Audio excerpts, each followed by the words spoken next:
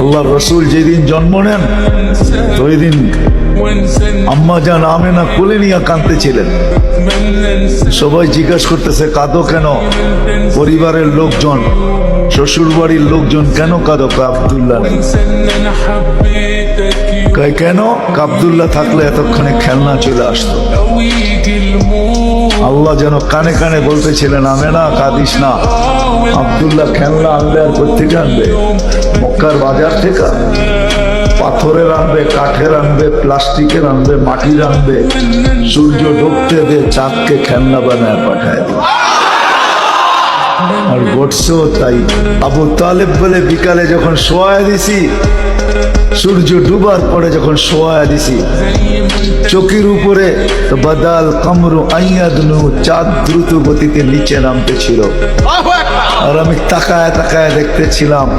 যখন একবারে নিকটে চলে আসছে তো চিৎকার দিয়া ফেলছি, ভাবতেছিলাম তোমার উপরে পড়া না যায়, কিন্তু তোমার মাথার কাছে এসে থেমে গেছে।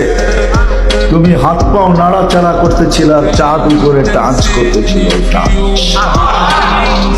তো বলছে চাচা জানেন চাঁদ কি বলতেছিল? তা তো জানি না। বলে আন্নাল কামারা ইউকান্নিনি ওয়া ইউহাক্কিনি ওয়া ইয়ামনাউনি মিনাল বুকা।